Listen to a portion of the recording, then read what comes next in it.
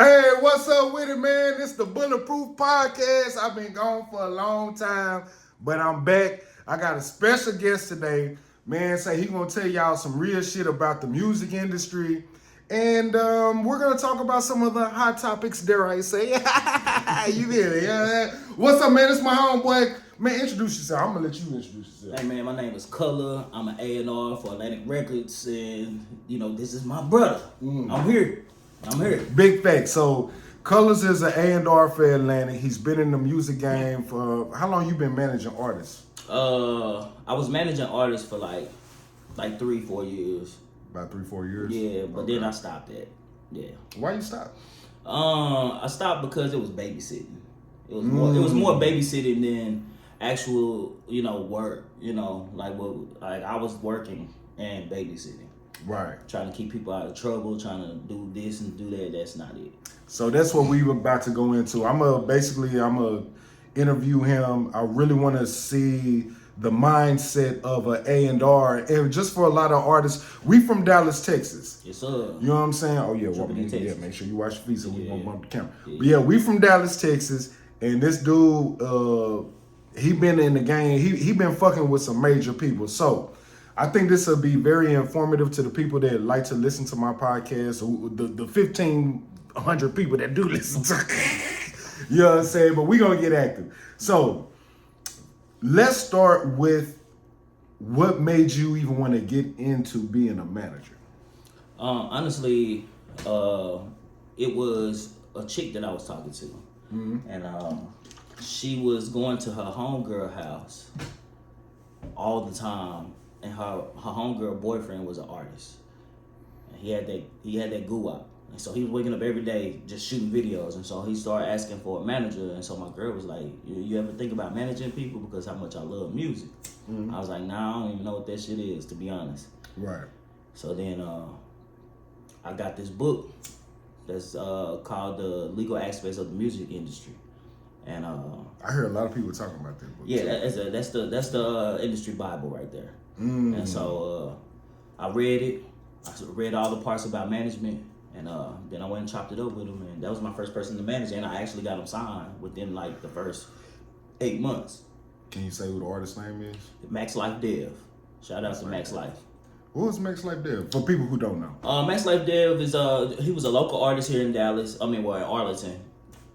And egg time, shout out to egg time, man. Keep it egging, man. And I got him signed to Authentic Empire in Atlanta. We went out there and had some fun, and he got signed to them. But things happen. Things went awry. Things went a different way. But I did do it. I felt good. I was like, okay, I know what I'm doing in a sense, Right. So walk people through the process of what it's like to. Let's start with being a manager first. What are some of the steps? If people that out there that want to be a manager, mm-hmm. what advice would you give them in order to be a manager? Like what the things that you had to go through, you know what I'm saying? Life lessons. Well, first you need to educate yourself on what managers are, because it's not just one. You got your personal manager, you got a road manager, and you got a business manager. So for one artist, you got different types of managers. Yeah, one artist, you got at least 3 managers. Okay. You got at least 3. The personal manager, that's usually somebody that's close to you. That's usually like your cousin, your uncle, somebody that actually don't know nothing about the business, but they love you. So they ain't gonna see you. They don't want to see nobody mess over you. So their sole purpose is to make sure that if you come across a contract or something, they go get the lawyer so they can go and sit down and look at this, and they really make the best decision for and with you. And that's kind of like the type of role you play. Yeah, that's the type of role I was playing. Right.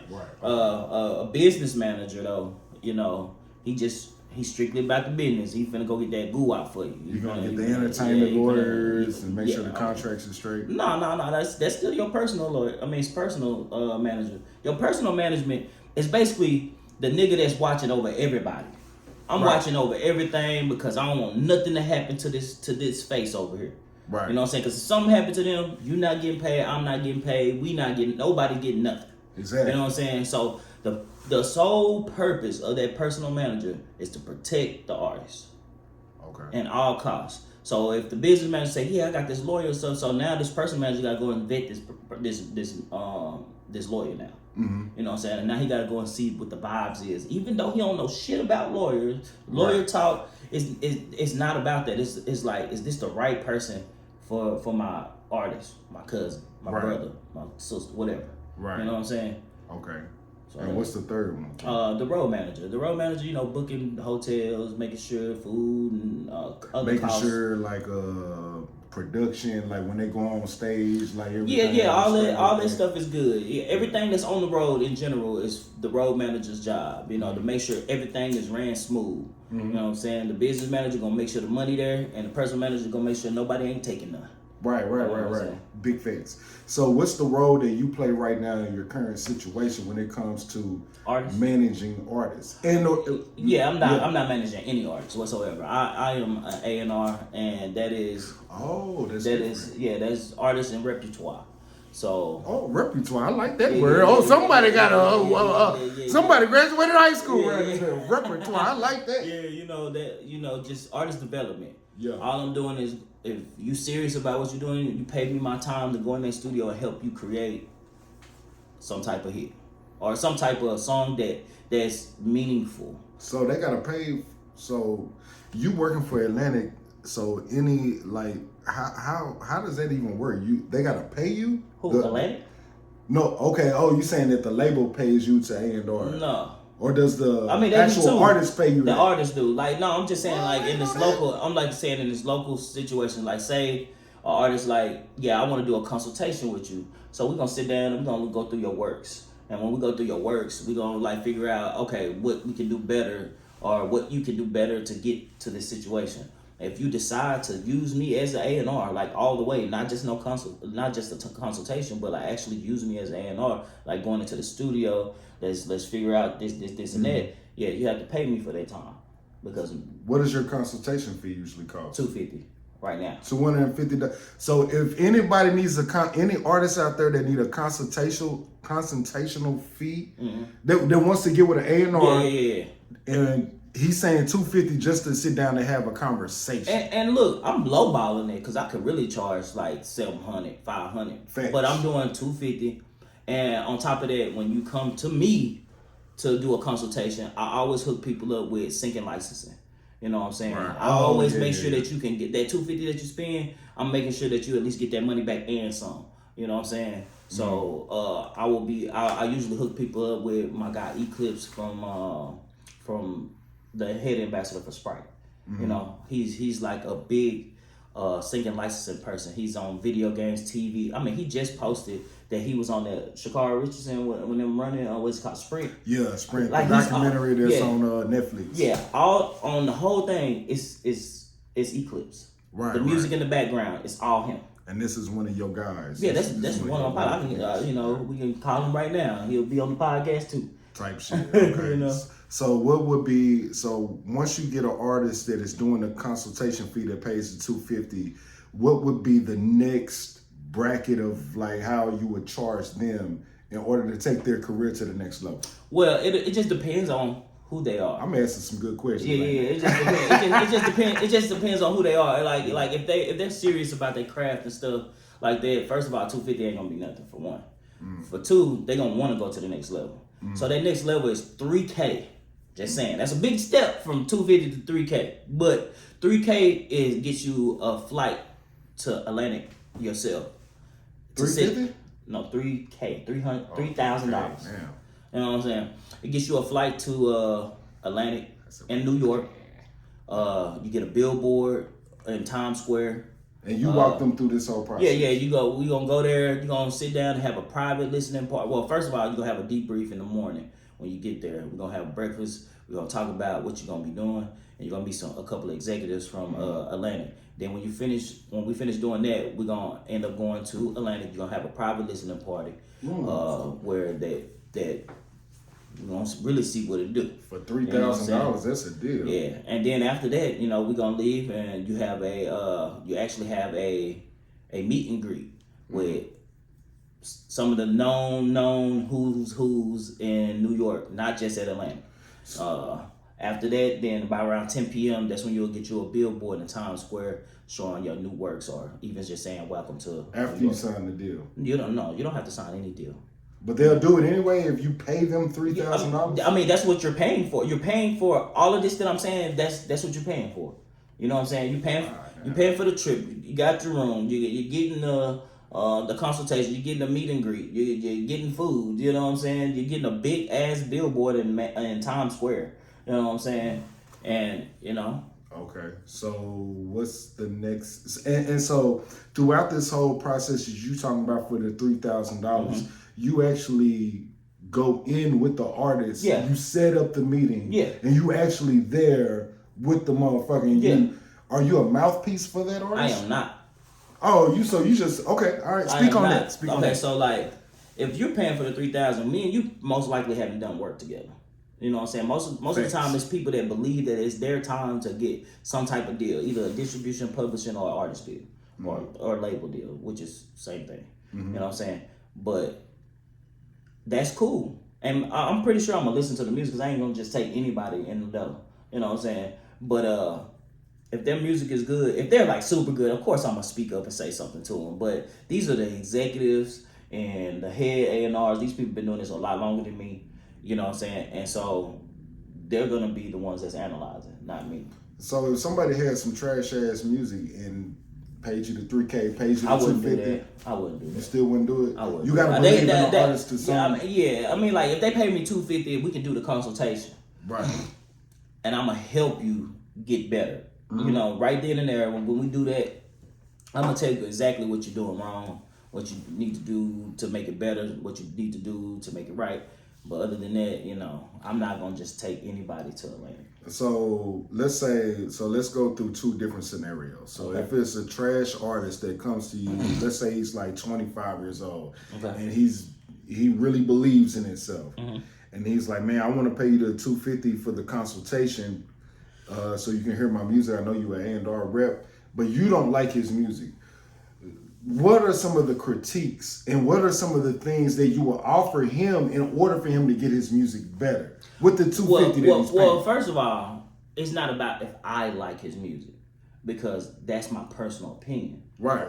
Thanks. My job is to hear the music to see if it's something there. Right.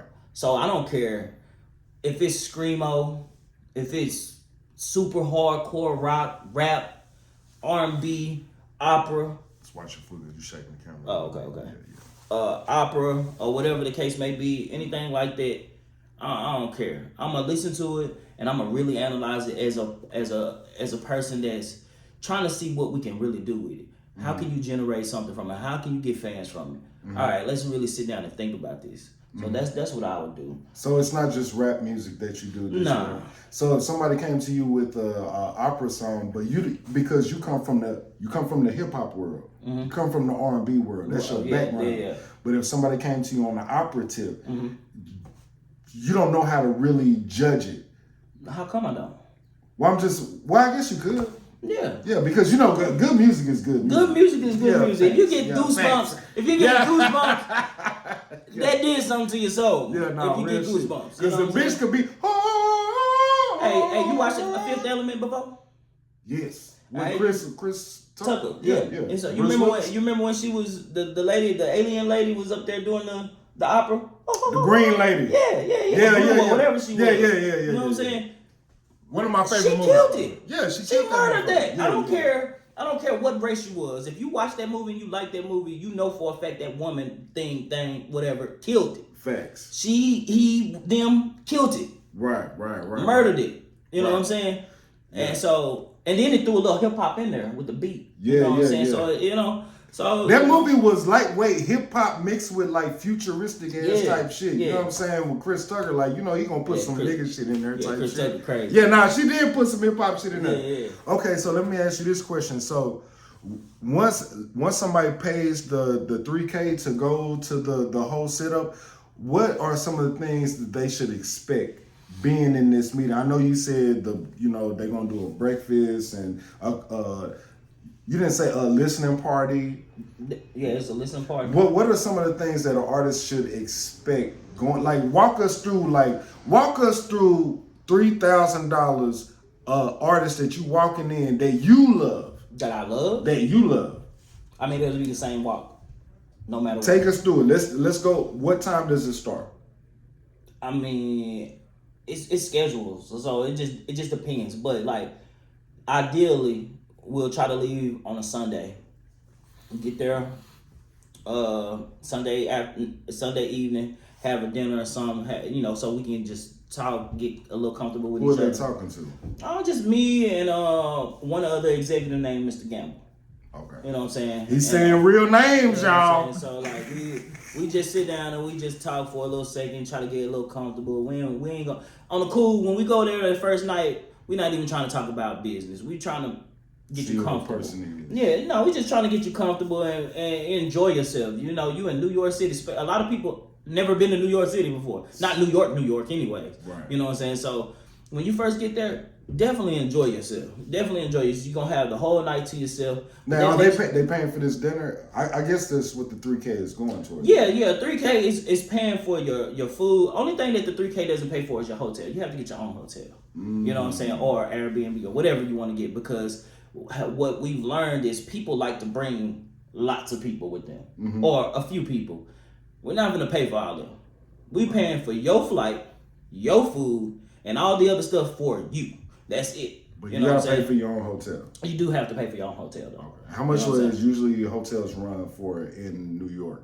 I mean, to be honest, it's like being here. It's not expensive. It gets expensive the more. Like $250 a night. No, it's some that's like less than that, like $80, $90, and it's right there in Manhattan. So you can choose your own hotel. Yeah, you can choose anywhere you want to go. Cool. And plus, I mean, we really try to tell people to get some of those Airbnbs that's like in Harlem. It's beautiful out there, and it's like nothing but like 15 minutes away from Times Square. From where y'all live, type shit. Okay.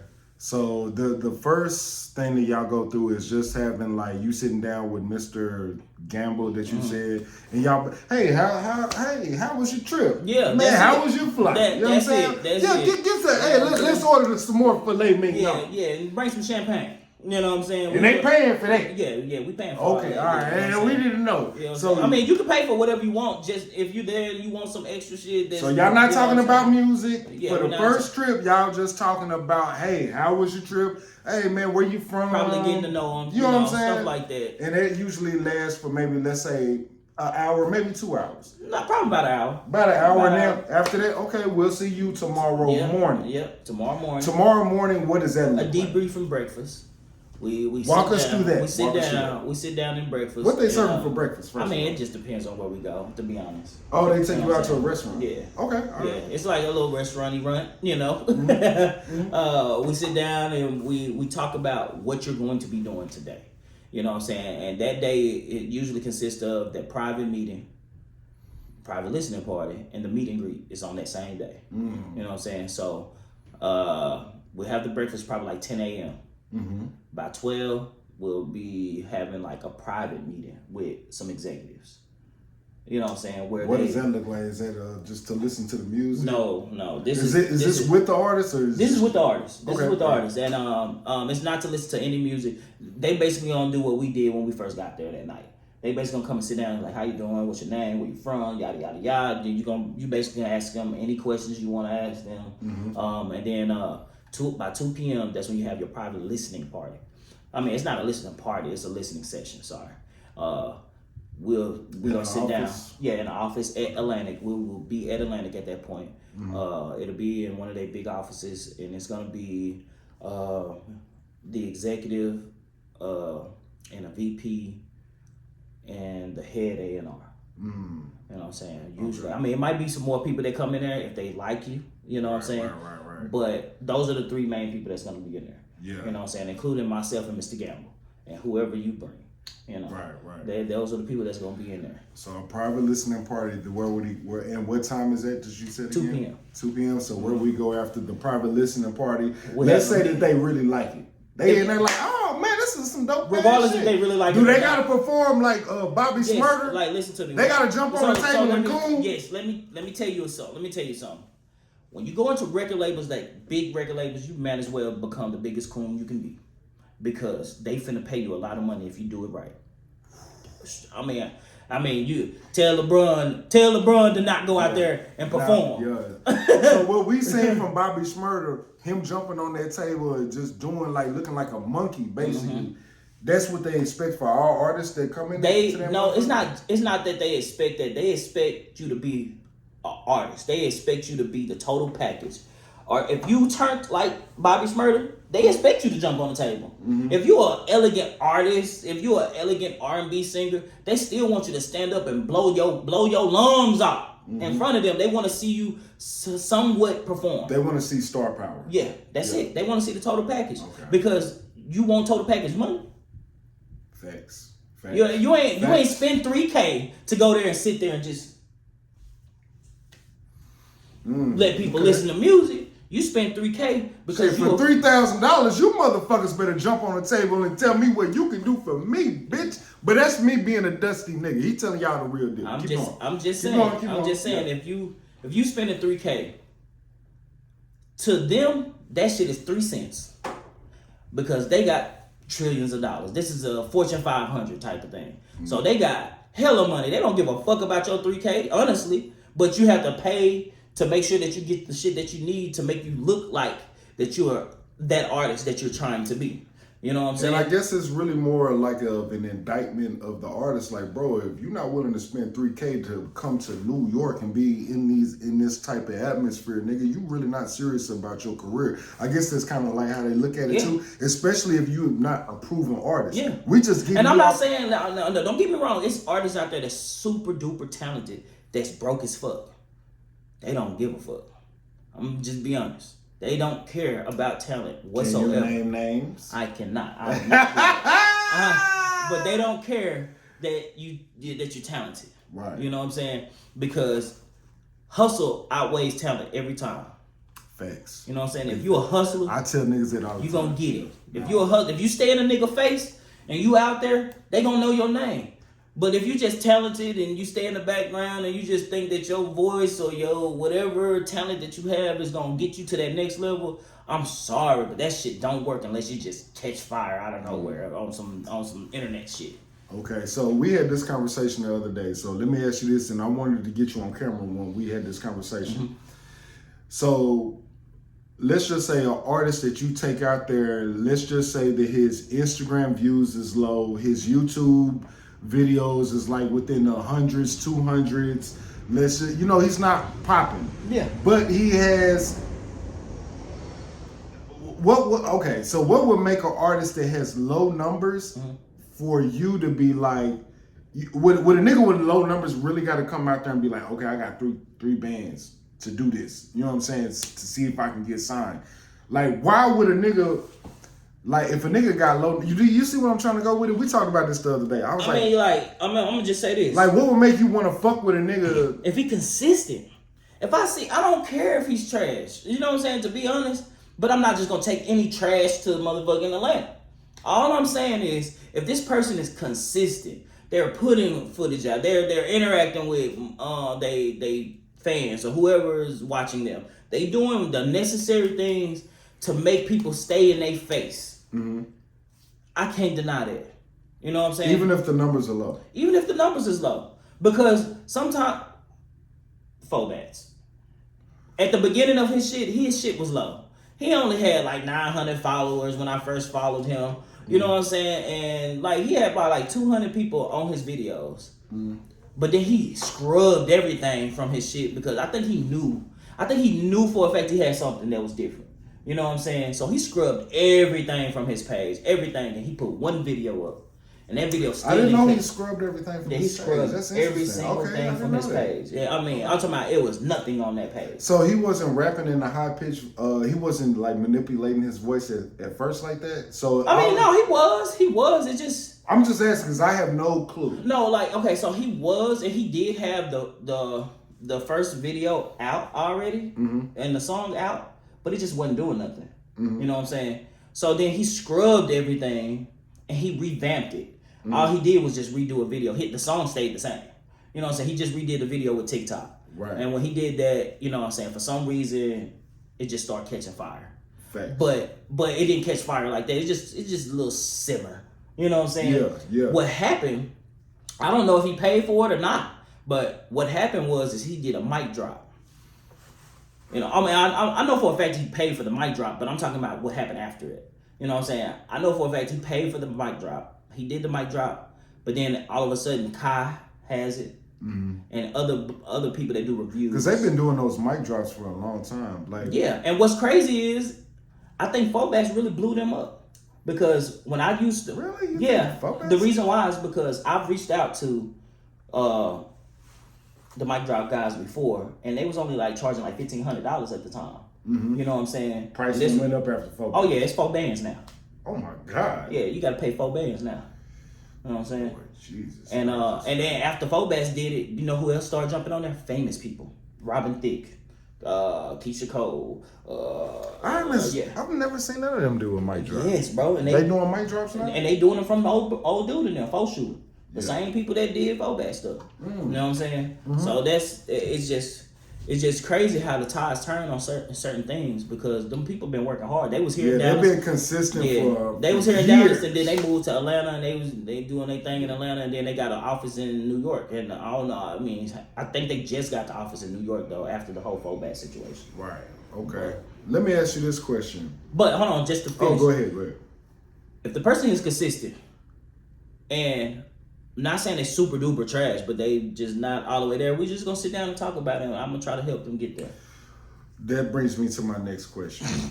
What would inspire you? What do you look for in an artist? What inspires you to fuck with an artist if they have low numbers? Like, what are some of the things that gets Colors motion going? When you look at a nigga that this nigga only got 50 views, but what are some of the things that you can see in artists that other people can't see that you look for? Well, outside of the label don't care about talent.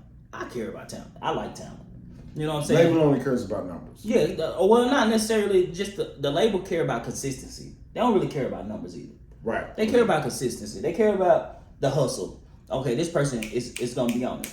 This person gonna stay on it. Oh, they gonna do it. Look at Big X. Big X didn't play no games when they gave him I'm gonna tell you now, Big X first deal was 80-20, United Masters. They wanted to see if he was gonna work, because United Masters give you 100% of your stuff, your royalties. So for them to do 80-20, they just testing you.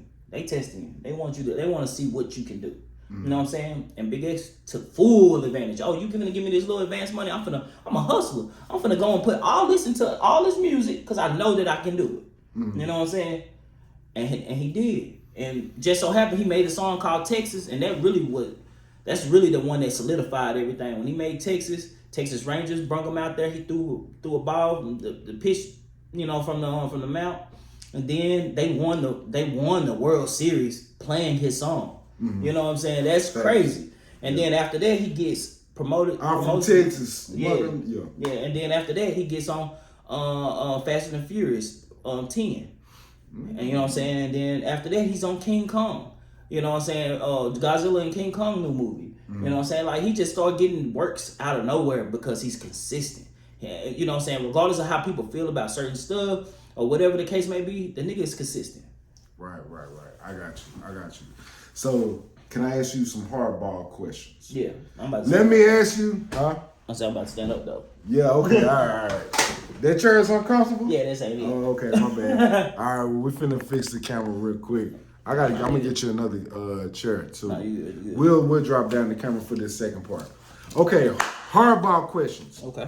If an artist is able to pay $3,000 in order to go to Atlantic Records and pay you $250 for a consultation, why wouldn't an artist just take that money and invest in themselves in order for a record label to come to them and that record label being like, bro, you got motion. Okay. Let's fly you out. You see where I'm going with this? I got a very easy answer for that. How much money have you put into yourself already? In general, on the music tip. On the entertainment side, how much money have you put into yourself? Way more than 3,000. Exactly. Yeah. So why would 3,000 be a problem to go and get to a place where you actually trying to really be? Well, the difference is because the era that I grew up in, as opposed to the era that's now, it's a different game. All I'm asking, the reason No, why this is hardball. I know, but the reason why I'm asking that question is like, how far are you along and you paid more than $3,000? That's what I'm asking. Okay, the difference, like I'm gonna say this again and tell me where I'm wrong. So the difference is, in today's game, in 2000, for the past 5 years, the game is different. Yeah. It's not labels going out finding the DMXs in the way that we grew up. Right. Now it's about you gotta figure out your independent hustle and build up your own numbers for a record label to want to come to you. And when a record label does come to you, you have all the leverage in order That's for not you true. to dictate your That's deal. definitely not true. Explain. That's definitely not You have true. the floor. You only way that you have the leverage on any label is if you're a rich nigga and you don't give a fuck. If you a person that just has a little bit of bread and you actually trying to get to this next level, you don't have the power over them because that's the machine you need. You need that machine to push what you're trying to do. You either distribution or you don't have to have no label deal. You don't have to have no artist deal, but you need distribution. You're gonna want that because distribution means they don't have to take your money like that. Distribution is just streaming shit. You know what I'm saying? And putting it out on other platforms, putting your face on different things. When they distribute Big X, that's how he got on Fast and Furious. That's how he got with King Kong and all that shit. That's how he got with the Texas Rangers. That's because he was getting distributed to those people like, hey, let's do this. It wasn't no sponsorship. This person is on one and they got something that's for you. You know what I'm saying? And it's either you can take it or not. And if you do take it, this is the deal we want. You know what I'm saying? So all I'm saying is if you a person that thinks, I'm gonna just be honest, that you can put your 3,000 into yourself and get farther along than you go into a label or a distribution or whatever the case may be, you know what I'm saying? I'm sorry, but that is completely wrong. You know what I'm saying? The only reason why I say it that way, and you know what I'm saying, because this is a hardball question. The only reason why I say it that way is because most of the time people done put way more than 3,000 into themselves up to the date. You know what I'm saying? So all I'm saying is if you done put $20,000, $30,000, $40,000 into yourself throughout your whole career and you ain't went nowhere, what's 3,000 to actually go somewhere? And this is a hardball. This is hardball, right? So, motherfucker, let me talk loud real quick, and please don't take no disrespect, because I like talking loud. I don't. You can get distribution for free. You Yeah, can pay a subscription. Oh, I did not interrupt you, sir. Right. You can get distribution for free. You can build up your own brand for free. See, this is the thing that these labels want you to believe in because they got all the connects to radio stations and award shows and all this other facets of entertainment shit. They make every artist feel like, bro, if you're not on Drake level, then you're not a real artist. Hold on, let me finish. As opposed to all these other independent artists that have never used the motherfucking label, that are making and being able to provide for their kids, buy houses, land, property, and live better than these rappers because they're not in the red. Bro, going to a record label is you basically going to a bank and getting a fucking loan. And then on the loan that you get from a record label, bro, you gonna have to, you know what I'm saying? It's worse than a bank loan, my nigga. Tell me if I'm wrong. You're wrong. You're wrong. Hardball, go ahead. Tell me I'm wrong. All right, so first of all, let me start here. The reason why I bring up Big X all the time is because he's independent. He's not signed to a label at all whatsoever. He's signed to a distribution deal. A distribution. With United Masters. With United Masters is not a record label. It's a No. distribution. Facts, you know what I'm saying? And he's independent. He has to do everything on his own. And not just him, he has to have his team be on point. Because he's on the big leagues, you know what I'm saying, now, at this point. But everything that he's done from the beginning to now is still the same way. He's still hustling the same way, like he's hungry, bro. You know what I'm saying? He is independent. You don't have to, these big labels, bro, even Atlantic, Rockefeller, yada, yada, yada, yada, yada, you know what I'm saying? Yeah, they can give you a loan.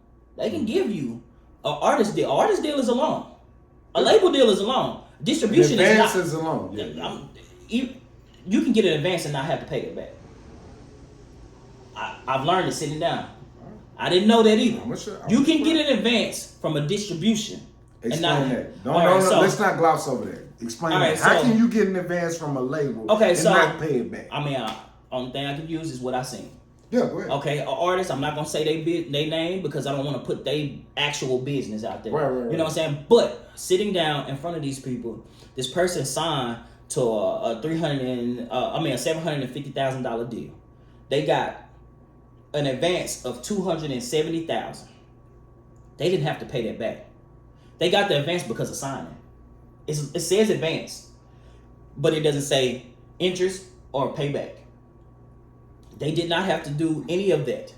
You know what I'm saying? At all whatsoever. And I witnessed it with my own eyes. You know what I'm saying? And I read those words on that paper that said it was in advance. So that is not a true thing. You know what I'm saying? That is a narrative that people that has not been in those situations give the world, and people believe it. It is what it is. Okay, educate the people. Educate the people on, and I'm really asking a question. This ain't no arguing, because I've never heard of this, and I'm getting some education from you as well. So why would a label advance somebody like $275,000, what you say, and say that they don't have to pay back? So basically, you saying that a record label would give a nigga damn near $300,000 and say, "Don't worry about it. That's your money." Yeah.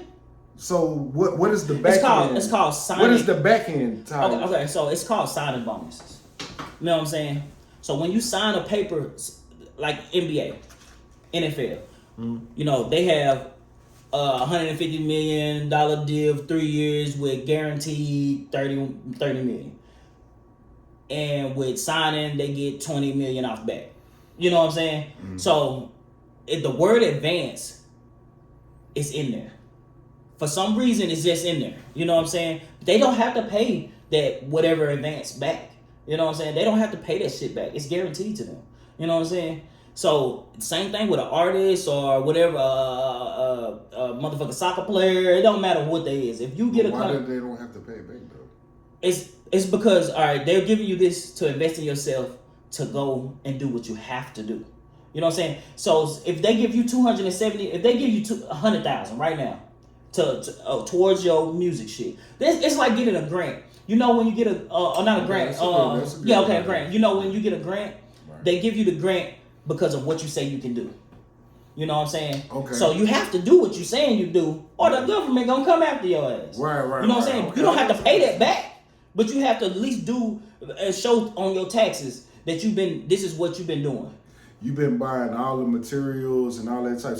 Exactly. So let's break this down in artist terms. So if you was to give me 100,000 and say, PG, man, you ain't got to pay this back, but I expect for you to use this for that. Features. But what if I don't, though? If you don't, we just gonna kick you from the label. I hope that 100,000 did you something. Okay, so let me ask you this. Lil Will. I'm gonna say his name because you know what I'm saying, because he didn't put it out there. You can go look it up on anything right now. Shout out Lil Will. I don't know you, but I like the music, my man. Daddy, you know what I'm saying? Bust that window over and then I said, yeah, bring it back. Hey, hold on, detail shit. But anyway, you know what I'm saying? My nigga Will, he got his advance, and bro went and bought drugs, and because he was a hustler. You know what I'm saying? He did what he did. Right. You know what I'm saying? He didn't have to pay that money back, but you know what they did? They kicked him from the label. Okay. You know what I'm saying? He didn't have to pay it back. But he can't never come to that label ever again. Is that a one of one deal? Is that like a one? Is that like a one of? Is that like the only type of artist that are getting those type of deals? What you just said is like a Drake. No, Lil it's not. Wayne No, it's not. Meg Thee Stallion, like they got that sound like a one-on-one deal. Because even Meg Thee Stallion don't even. Any distribution deal gives you an advance of money. Even if it's a $50,000. Yeah, but everybody. So this is what I'm saying. Everybody understands that if you get an advance from a label, you have to pay it back. That is not true, and that's what I'm saying. So the word advance is the thing that's tricking everybody. Okay. So if it don't say loan or something like that, that's when you have to pay it back. Just because it says advance does not mean you have to pay it back. Advance just means you're gonna get this up front. You know what I'm saying? Whatever they put on the paper. It does not mean you have to pay it back. That's all I'm saying. In the language of entertainment, I'm not saying just saying, oh, I'm about to give you an advance, bro. You gotta pay this back. Like, who the fuck says that? Who said? Have you ever gave somebody say, if somebody said, hey, can I borrow some money? You expect them to pay it back because you're saying borrow, right? That word borrow, borrow and loan is the same shit. Advance and borrow is not. I feel like advance is in the same category as borrow. How about we do facts and just look it up? I mean, if I say, bro, I'm gonna advance you $500 so you can get a job. Mm-hmm. Is it not implied? Like if I say, if you don't say pay me back, my nigga, broke my square. If you don't say pay me back, that you gave that to me. Yeah, but I feel like that's semantics. I feel like advance is another word for loan or borrow. I mean, am I wrong? I'm just asking the question. I really don't know. And he get mad so easily, y'all. In layman's terms and in our regular nigga terms, yes, that does mean that. Right. But in entertainment, it does not have to mean. It's other word. LP. What does that mean? License and protection. Okay, so you said something. In entertainment, that means album. Oh, LP album terms. You know what I'm saying? But all I'm saying is the language is completely different. What does LP mean? That's a good question. I really don't know, but I know it means album. But what does L and the actual P mean? I have no clue. I have no idea. I have no clue either. You know, I never looked it up. License and protect. I don't know. No. We don't know, y'all. No. Hey, leave a comment in on YouTube, man. Yeah. So my whole thing is that the language in business for lawyers is completely different from what we just speak in English. You know. Yeah. It can mean completely different, something else, and we'll interpret it as something else because we never sat in a practice and learned this language. You know. Okay, so let me ask you another question. With all the stuff that you know in business, with Atlantic and stuff, you good, bro. From the main artists that we see in the game right now, what main artists in the game do you have really good deals? And what artists in the game that you say, man, that's a fucked up deal? I mean, I'm not gonna say their names, bro. Well, just tell me the artists you think got some real good deals. X, that I know it personally. No, just in general. Yeah, just in general. People that you don't know. I'm just saying. I'm like in the game. It's like Jack Harlow. Now, why is it? Now, let me ask you this: why is Jack Harlow's deal good, in your opinion? In my opinion, his deal is good because he got only a 3-year deal. He got $2 million from it, and you know he's made way more than $2 million from what he's done. Is it a 360 deal? Yeah, it's absolutely not a 360 deal. Okay, well, if you break down his deal for people who don't, I don't know his deal like that. If you was a gambling man. If I was a gambling man, I just know that he got $2 million for a 3-year deal, which is amazing in general. You know what I'm saying? And you know he's made more than $2 million. So if he had to pay any money back, that shit is way. Have you ever heard the story of Frank Ocean? He finessed. You know what I'm saying? So he was smart. I refreshed the people to let people know the deal about Frank Ocean. I remember, but I've been drinking. Tell people about the Frank Ocean deal. How he finessed the label. Okay, so Frank Ocean. Let me see what I'm doing. All right, so Frank Ocean was on the label. I'm not gonna say the label's name. Frank Ocean was on the label, and he made a few songs that was amazing. And the label was like, oh my God, yes, okay, look, we gonna do this, and that. Okay?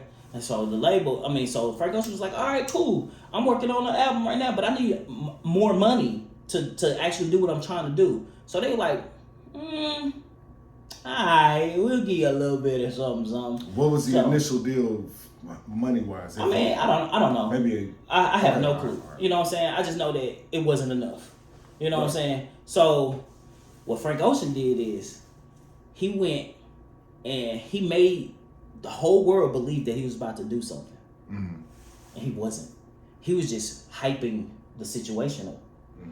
And he made a 2-hour video He made a 2-hour video building boxes with music in the background with some of his songs that he was doing. 2 hours though, that he sat in front of this label and was like building boxes. Bro, I don't understand it. I don't understand it at all. But his deal was almost about to be his actual deal with this label was literally about to be over that day. You know what I'm saying? So they like, yeah, okay, well, we can revamp everything. We're gonna advance you this much money. But he already had signed a deal with Apple because he knew that he was about to be over. You know what I'm saying? With the label. So he signed a deal with Apple for $20 million to release his album on their platform first deals. You know what I'm saying? So what he did was he made the label where he was at believe that he was about to release this album with them. The world is lit. They like, oh my God, Frank Ocean is different. You know what I'm saying? And just to clarify, Frank Ocean was an artist under Tyler the Creator. Yes. Odd Squad. I remember seeing him with Odd Squad always doing those freestyles and stuff. Yes. And nobody paid attention to him but shout out to Odd Squad and Tyler the Creator. I love y'all. Yeah. Nobody paid attention to him but Tyler the Creator. He knew that he had something. You know? Yeah. And so what he did was he made the label pay him a big ass amount of money that he didn't have to pay back. You know what I'm saying? So he got that money, and then he released his actual album, his real album, which is called Blonde. Yeah. With Apple. Okay. He ultimately made damn near $100 million on his own that he didn't have to give nobody nothing to. How did he do it though? I mean, it's just the way he finessed, because that $20 million. Okay, so say the only way I can explain this. Yeah, break it down to nigga terms. Yeah, the only way I can explain this is if you made a movie or something, right? You made it independently by yourself. Nobody gave you no fucking money whatsoever. Right. You did this by yourself, and you go to a network and you say, "Hey, network, I got this badass movie. I need you to. I don't want to sell it. I want my intellectual property. I want my IP. You know what I'm saying? But I think this would be a great thing for your brand. You know, so that brand looks at it and they like, shit, hell yeah. So here you go. You know what I'm saying? All right, we got $20 million for you right now. Right. If you give us 10% of your IP. Okay. That's not a lot. That's not. Yeah. That's not. That's actually a good ass deal. It's an amazing deal. Yeah. But the thing is with Frank Ocean, he didn't have to give no money. Apple was a sponsor. Apple was like, nigga, here you go, because we know that this is fixing to do something for our platform in general. So we gonna make this 20 million plus. We know it. You know what I'm saying? So here you go. Here go your 20 million. It was just a sponsor. It's just like you finding a sugar daddy or a sugar mama, and they like, oh, I believe in you. Here you go. I believe in you. Here you go. Nice. And then when they give it to you, you actually deliver, and you make them hella money, and you make hella money yourself. That's just what it happened, bro. It's that simple. It's that simple. It's not that simple, but it's that simple. Yeah. You know, type shit. Okay, you broke that down. Okay, so this is the last question for the interview, and then we're gonna go into some fun shit. We're gonna pause the video. This is gonna be part 2. I said we was gonna do 20 minutes. We already at 48. Yeah, it was good information. Yeah, for real. I'm gonna bring him back, guys, for him to do another interview about music industry stuff. This is just part 1. You know what I'm saying? Type shit. Drake and Kendrick Lamar. Let me get your breakdown on that. You had an interesting perspective on this. Well, because you're a Drake fan. Yeah, I am a Drake fan. You're not a Kendrick Lamar fan. I mean, don't you like his music. I like his music, but like I'm more of a Drake fan. I'm an actual Drake fan more than a Kendrick Lamar fan. Kendrick spanked his ass, boy. I'm talking about heat. Wop. Fuck him up. No, facts though. You know, so the thing that I was thinking and was saying from my perspective is like, even though this battle went the way that it went, first of all, shout out to both of them because nobody got killed that I know of. And it was a good battle. You know, it was a good. And shout out to Drake. I'm not a Drake fan. Yeah. Hey man, look. Yeah. This is the fastest responses to any disses that I've ever heard in my life. Facts. Like, I mean, who releases a song in 6 minutes? Facts. And shout out Kendrick for that, man. Yeah, who does that? You know what I'm saying? Shout out to Drake for only releasing a song in an hour. You know what I'm saying? So I know they saying that he finna come out with another one. Yeah. The Michael Jackson Man in the Mirror, he's supposed to be remixing that bitch. I heard. I mean, Drake, release that bitch, nigga. Release that old nigga. But look, because we gonna get a whole summer. My whole opinion about this whole thing, though, if people actually, and this is not because I'm a Drake fan, if people listen to Family Matters, that's probably the best work of trolling in a rap beef. You know, who did Family Matters? That was Drake. Okay. Yeah, you know what I'm saying? Like he was like moving chess pieces in that song, but it didn't matter because somebody brought out a hit song. And because everything he said wasn't true. Who? What Drake was saying, everything wasn't true. Sorry, sir, it was true. Everything that he gave to Kendrick Lamar before he dropped Not Like Us wasn't true.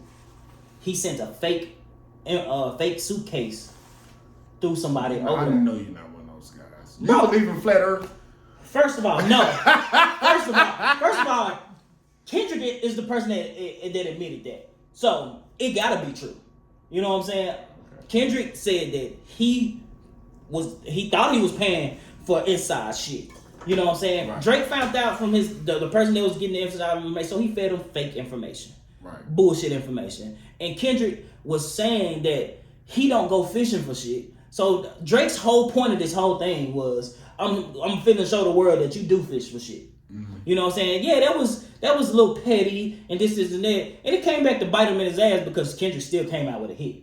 Mm-hmm. You know what I'm saying? At the end of the day. Yeah, that's why he reverted and he took the song down. Kendrick took that song down that had all the bullshit. He took it down because it wasn't true. You know what I'm saying? So the thing that fucked this whole thing up that Drake didn't apply his energy to is making a hit song.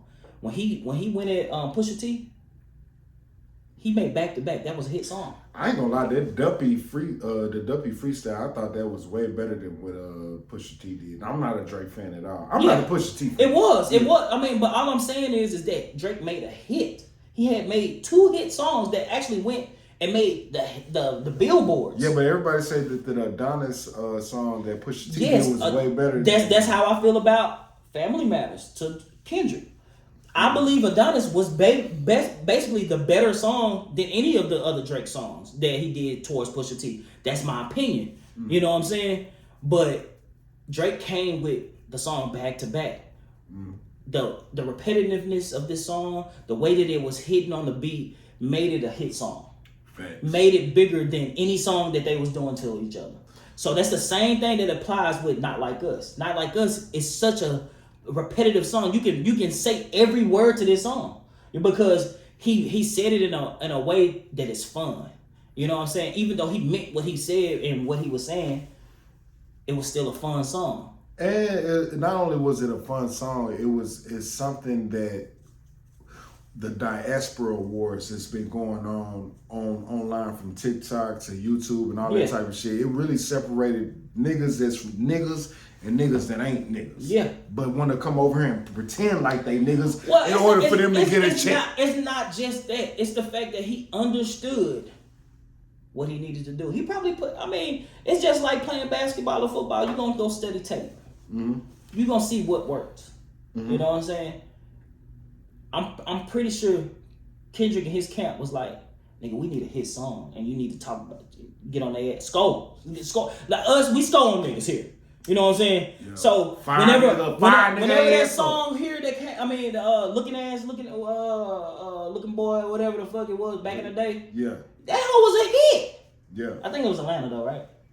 I think that was Atlanta, looking ass boy. Either way, scoring always gonna get people to listen to it because it's funny as fuck. In Dallas, we call it scoring. Yeah, you know what I'm saying? You getting on the nigga ass in a fun way gonna always have people laughing and coming around. When that beat came on, I said, damn people. You know what I'm saying? And that beat hit, Mustard on the beat, ho. Yeah. We knew this hoe was gonna be turned. Mustard getting on the song for the West Coast, them niggas crump. Them niggas do all this shit. Yeah. So you know what I'm saying. So him making a fun beat. I like the way that song was recorded. I believe they weren't even mixed.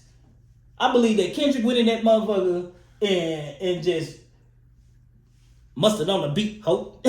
You know what I'm saying? A lot of songs. He like had- mixtape. I mean, all I'm saying is certain parts of his song sound. You can hear the background. You can hear the. You can hear the frying sound. Well, You that's can what hear, made Pac you so know, special when he used to record his songs because he kept all his fuck ups in there. Now, last question: if you was on Drake's team, what would be your strategy if you was a part of? I've asked you this a couple of days ago. What would your strategy be right now for Drake, for him to go within the next 6 months, maybe a year? Like, what do you think his strategy should be in order for him to just get back to Drake, bro? What does that look like? What my nigga Wayne say? Just be Canadian. But what does that look like though? If you was on his team and you was a strategist, you in the war room with this nigga. If we in the war room, first of all, what is Drake's next move? Listen, if we in a war room, Broden lost. He lost this war. He lost this hoe. Like, it's an L. It's not like, oh, it's a battle and he like the battle. They was going back and forth with the battles already for years. For fucking years. For at least 10 years, they've been going back and forth, subliminal, yada yada yada, battle. The war happened when they started saying each other's names, wives' names, kids, shit like that. That's the war. Drake lost it. Mm-hmm. That's his first loss. You know what I'm saying? It was a civil war. It happened. You know what I'm saying? It happened. The thing that I can say to do is get back to going to Drake. Get back to Drake. What does that look like though? That's what I said it already. It's like back just to making just regular making regular female type music. No. I mean, he can still rap. He can still do hip hop shit and stuff like that. Just don't fucking mention Kendrick. I think he need to go back to acting. I think he need to pull out an No, Oscar. I mean, you need to do an Oscar-worthy No, ass movie, nigga. No. Yeah, do the whole motherfucking album to that The bitch. reason why I don't want him to get into no TV shit because for some reason he like little bitches. He like little girls for real. So I believe that it'll be too many subliminals that's shown on TV. You supposed to be on the OVO I don't give a bandwagon. fuck about none of that shit, nigga. I am a Drake Well, you fan. see how niggas switch up when niggas come? Nope. I am a Drake fan, and I believe this is the best thing for him. You know what I'm saying? I don't want to see him continue to go down the rabbit hole. If he gets into acting shit, I just see that it's gonna go down the rabbit hole at some point, bro. Somebody gonna pull. The internet is always gonna win. You know what I'm saying? Mm-hmm. So I just believe that if Drake got back to being a Drake nigga and just doing music like he been doing, regardless if he rapping or singing, just don't come for nobody. Just don't like you can get it. He's a Scorpio. He gonna get in his feelings. He gonna say whatever he gotta say anyways. Right. He's still gonna probably bring up this whole not like us shit, but he probably bring it up in a way that because what I've been seeing is that's this what nigga. he's saying on this new song. So like what I've been seeing is this nigga embracing it. He like fuck it. You know what I'm saying? It is what it is. The whole world hate me at this point, or they make fun of me. They don't hate him. They just making fun of him now at this point. You know what I'm saying? The entire world, Japan, everywhere. Yeah, you was the popular nigga. Now nigga done caught you shitting in the bathroom and everybody making fun of you because you was funky as hell. Exactly. You was musty one day. You came into school, nigga. So all I'm saying is if Drake just get back to Drake, not worrying about Kendrick, because that's pretty much his real problem. You know what I'm saying? He'll be all right because the nigga Drake been running the game 10 years plus, bro, by himself. Yeah, that's why I think he need to stop. But hey, this is part one. This is interview with an Atlantic executive, my boy Colors. How can people reach out to you, Colors, if they want you to listen to their music, they want to get a close to give everybody your information? You can either find me on Instagram, Official Color 87, or you can find me on Facebook, Roderick Sharp. You know, and it has other information on there that you can DM me or you can email me. TikTok. I'm on TikTok a little bit, you know what I'm saying? So, you can hit me on TikTok if you want, but, it's going to take me a minute to get there. Instagram, one more time. Is Official Color 87. And Facebook, Roderick Sharp. Roderick Sharp. You don't want to give out your email? I do not. All right. But if you do your due diligence, you will find my email. Hey, a number. This has been part one of the interview. We can do on part two. We're gonna talk about some random shit. Please stay tuned. Hello.